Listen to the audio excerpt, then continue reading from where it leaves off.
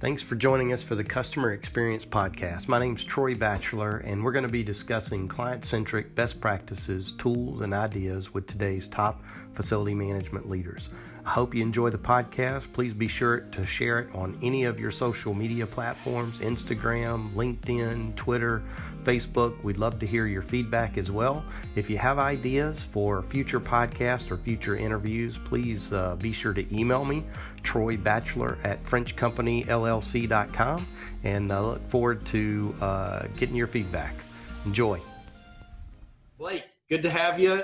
Thanks for being here. No, thank you very much for having me. My name's Blake Kelly. I'm the Director of National Accounts for US Pavement Services. I've been with the company for 6 years. We're a national paving vendor. We've operated in over 46 states last year. We have a self-performing crew in Woburn, Mass, and a team down in Florida as well, and then some other folks in Vermont and Denver. We're happy to be here, and thanks for having us. So I did some site development prior to this here in Sarasota, Florida, and started with some little project management there, and then I got an opportunity at 6 years to go up to Boston, and it's been fun since then. Cool. And you're now located where? Now I'm in Florida in our new office here in Sarasota. So right. we just You guys just opened that, this last year? Yep. Yeah. So our project management team's down here. We got about 10 people in this office. So we're glad to have a roof down here as well. Awesome. Well, we're glad that you could join us today. Yeah. Thank you very much. This afternoon, it's going to be a good conversation, I hope. And, we talked about, again, it being more towards the end customer is really what we're looking for, is how does our business, the facility management industry, impact the end customer? You and I as a customer, when we go to Target or Walmart or any of those stores, it's funny how when we're in the facility management industry, how you look at things differently when you're going shopping, right? Than our wives do, of course. Yes. But it's interesting how our wives start to tell us about stuff that we look at on a daily basis, right?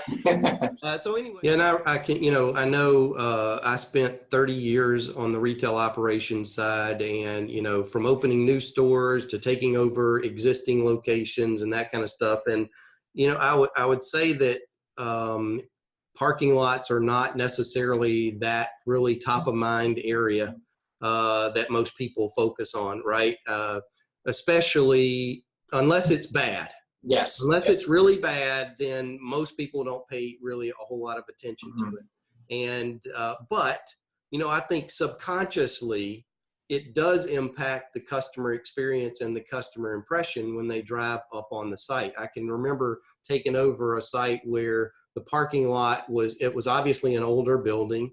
And, you had the cracks and the paint and the sealant and all was going away, and you couldn't see the stripes. So people were just parking everywhere. Yes. Right? I mean, it's just kind of an oddball thing. When retailers approach you, is a big part of their focus really that customer experience when they're talking about parking lots and reworking them or finishing? I don't know the correct terminology. Yeah. So for us, it's almost the other side. When we're meeting a new customer, we're trying to kind of triage where their priorities are. Whether it's budget related or if it's that customer experience, the brand appeal, we want to know where their eyes are going to go first. And then that way we can intelligently speak on what scopes they need to have done, kind of what the whole overall plan is going to be. And that also translates through the execution as well. You're going to find very strong personalities and priorities to certain aspects of their property, certain areas to get in and out, whether it's a coffee shop at a retail location,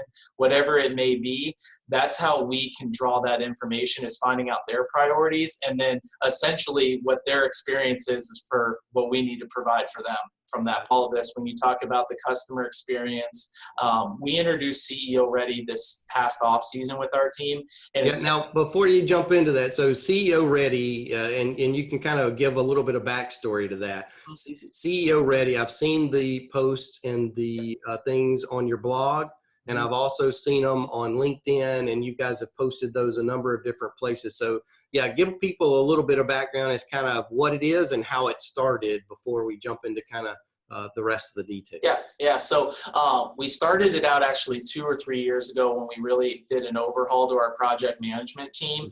And that was the big key to this, is how do we train our people so that no matter who comes on site, we're ready. So if the CEO of Home Depot comes out there, we're ready to go. If the CEO of our company comes there, he came by today, we're ready to go. At any point in time, you're at that level of what you're showing to the customer. And if your project or whatever assignment is up to par of that CEO, you're in a good position. And so that's kind of the mentality we started training people on, which translated into our existing customer or existing crew members and things like that. So really from our project management level all the way to our admin staff answering the phones in our office, we're all prepared that you might have a CEO call you and you want to be CEO ready. That's awesome. That's a great mentality to be into. And I think a lot of retailers actually, have taken some of that in what does their service on the sales floor look like, Yes. and being ready to, not necessarily CEO, but that customer when they walk through the door is the most important person. Same thing there, whether it's a CEO or VP, each one of your team members can have that intelligent conversation, understand the project, understand what's going on and that kind of thing, right? Yeah, there's such a focus when it comes to retail operations, like with your background, where we need to get whatever project it is at any level of scope, it needs to get done while staying operational. And the only way to do that is to have people trained that they can throw the boots on, jump in there and get things set up, and then walk into the store and speak like a professional in regards to what's happening out there. Yeah, and we all and everybody know no project goes the way you expect it to. There's no such thing as the perfect project, right? Mm-hmm. And to your point, having a retailer and maintaining retail operations, so whether it's doing the work at night or overnight or making sure that the customer is not interfered with, because that costs dollars. And Absolutely. that's ultimately, and not just dollars as it relates to that moment, Mm-hmm. but an impression as to, and that really goes back to the impression of the retailer. Yes. Now, when you're on site, you are now a representative of whoever that retailer or company is that you are on site for. Whether you work for US Pavement or not, Yeah. you now become a Home Depot employee, or you now become a Target employee, and all of those types of things. And people don't really realize that. No, and it's true. And the other side of it as well is when you talk about, dollars being lost in that moment, the reality is not only are we employees, but we're also in these people's neighborhoods. So you talk about a lot of these anchor tenants, the hospitality, the banks, they're landmarks within these communities. And these people are as passionate as can be about their stores they go to. So if they're at that bank 2 times a week or the pharmacy 3 days a week, they are passionate about getting in and out, the lot looking nice. And that was one of the most amazing things that I found in this industry is how passionate the customers are. If they need to get a prescription, they need to get to the door. And the reality is we need to make sure they can get there. Absolutely. And it's your grandmother is the one lady who needs to get to that door the most. Yes. And you weren't thinking about it until she shows up to the door, and you got to figure out a way to get her there. That's yes, exactly 100%. Right. You never think about that. No. Not in the beginning anyway. No. So from the other side, I mean, there's more than just retailers and folks listening to the podcast here. For those folks in the facility management industry, 6 years, fairly new to the industry. Me having been retail operations, I've been in this industry now for 10. So I kind of flipped over to this side. Some would call it the dark side. Yeah, I was going to say you crossed over. I crossed over. But so for new folks just coming into the industry, right? What kind of advice would you give to them? So somebody just started and they reached out to you, Blake, because of your relationship with Prism and said, hey, Blake, I'd love some advice from you, just personal advice. What kind of advice would you give them? Honestly, learn the brands and dig into every aspect. And I think that was my biggest advantage. I really love to read. And so when we would have that Home Depot bid come out, I want to know where their stock price is. I want to know what they're rolling out as the new priorities. Are they rolling into e-commerce? You can kind of plot out and get to the next level with your customers as you learn more about what they do. And you learn how they are in the moment, historically how they've been, and really kind of what their culture culture is centered around. I like to hear from their CEOs. I love podcasts to listen to them because you really hear what the message is. And then as that gets translated through their organization, you also take that under the expectation and the new standard of how you need to execute work for them for any scope possible. So I would say digging as deep as possible to learning every aspect of them, because you're going to find the common terms they use, the priorities and things like that. The easiest to sell is when you can relieve somebody's issues, and by knowing their issues, you can dive in more and check those off as you're going through your sale.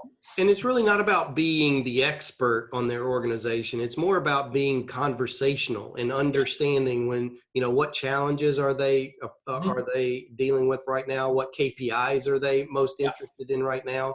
But, the other side is we've all seen those salespeople or those folks that take that mentality, but they pitch it as they become the expert on your organization or that retail. I mean, I've been on the opposite side of this table as a retailer, and anytime that person tries to come across as they know more than they do, it immediately shuts down the whole relationship or conversation. Would you agree? Absolutely, yeah. And you have to have a balance there. And I find it that you take the approach knowing the knowledge as almost out of respect for the company. So you don't know everything, but it's one of those things where it's like, hey, I'm a huge fan of the Walton family and what they've been able to do.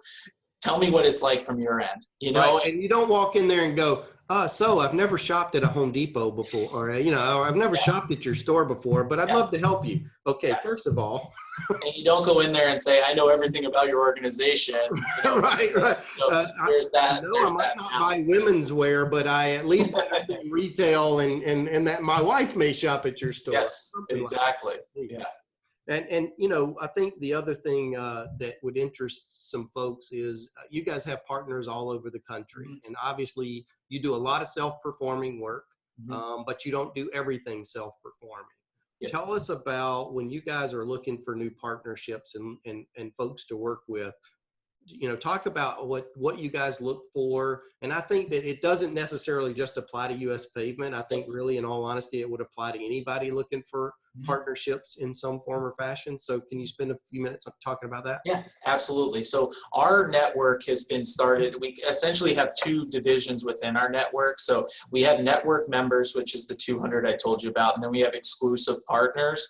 The exclusive partners are the ones that kind of get to that level with us where they're doing the larger capital, the more retail side of things.